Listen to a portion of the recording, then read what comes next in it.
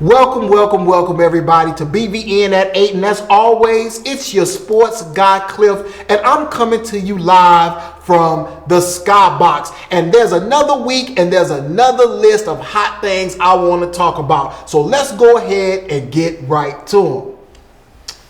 I want to talk about the NFL. Right now, we're about to enter into the official offseason of the NFL. So we got a lot of moves, trades, cuttings, signings, all these different things that's happening with player movement. And I want to focus on three of the top teams out of the NFC this past year. The Minnesota Vikings, the Los Angeles Rams, and the Super Bowl champion Philadelphia Eagles.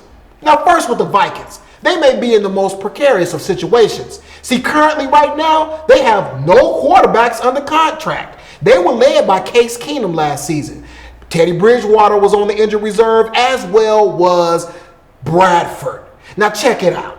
These guys, they must pick the right quarterback. Even Coach Mike Zimmer came out and said the success of the team is based on if they pick the right quarterback.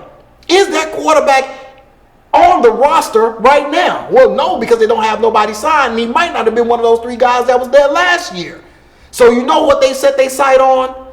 Kirk Cousins, free agent quarterback from the Washington Redskins. That guy wants to go to Minnesota, I believe, because they have a great defense and they will probably welcome him with open arms. But if they strike out on Kirk Cousins, what are they going to do? Are they going to go back to Case Keenum and say, hey, come in and do some patchwork until we get our franchise quarterback back healthy with Bridgewater? Or do they roll their dice and go with somebody else totally different outside of Cousins and those three guys? The Minnesota Vikings, if they plan to be at the top of the NFC, they better figure it out. The next team I want to talk about is the Los Angeles Rams, who made a splash in the free agent market, or should I say the trade market, just as of recently. They traded for cornerback Marcus Peters from the Kansas City Chiefs, and they just traded for Aqib Talib from the Broncos. That's adding to a defense that was already stout. Now, they lost two guys in Robert Quinn and Ogletree at linebacker, but it's okay because they still have Aaron Donald in the middle. And Timothy McVay, the new coach, young coach, has come out and re-energized that offense. So look for those guys to be even more formidable going into the next year. And don't forget, they still are running on the legs of Todd Gurley. Did the Rams do enough on defense to where now they could take that next step into being into the top of the NFC? Well, who's at the top of the NFC and the top of the whole NFL is the Philadelphia Eagles. They are already in good shape because they have most of the guys under contract for another year that they had last year, in which they won the Lombardi Trophy. But to make matters worse, at least for the rest of the teams in the NFL, they just upgraded their defense even more. They traded for defensive lineman Michael Bennett from the Seattle Seahawks. Now, let me tell you something.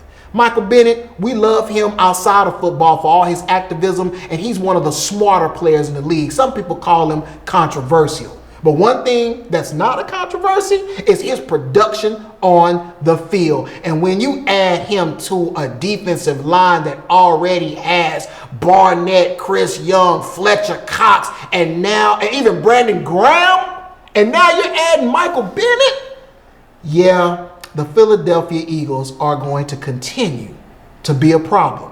But we'll see how all that plays out, and we'll also keep our eye out for all the different player movement that's going to continue to happen. Now, moving on to the NBA and specifically with the Spurs, I want to give an update with the saga of Kawhi Leonard. And guess what? It's good news. He said that, hey, all that stuff y'all heard about, it just was overblown. Pop knew everything that was going on with my injury. We met every day. I talked to Pop every day, and everything that was decided with me and my injury, my recovery, was a team effort between myself and the Spurs. And that's a great thing to know and hear from Kawhi, because you know he doesn't talk that often.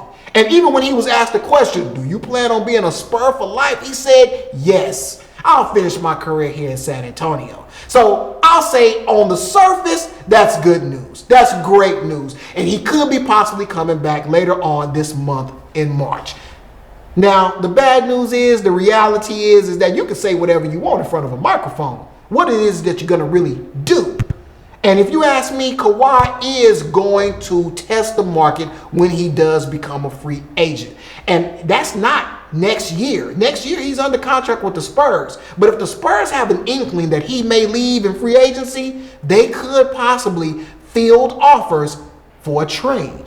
So again, good news and a little bit of bad news when you think about the reality of the situation. But for right now, I'm content. It seems that they've kind of licked their wounds between that relationship between Kawhi and the Spurs. He's looking to come back. Hopefully he'll look back to come back healthy next year. LaMarcus Aldridge is still playing at a high level. We're still competing, even though we're in a very low seed right now, about that 5th or 6th seed in the West.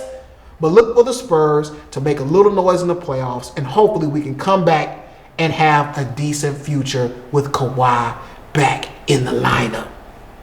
But hey, maybe you don't think those moves that any of those NFL teams made were good enough. Maybe you think that Kawhi is just flat out lying and that relationship is still bad. Either way, I want to hear from you. Go ahead, watch this video. Leave a comment in the comment section. Let me know what you're feeling and what you're thinking. Because like I always say, you're always going to know what Cliff is thinking and feeling, because I'm always going to let you know what's on my mind. And you'll always get it right here at BVN at 8 live from the Skybox. And as always, it's your sports guy Cliff. Until next time.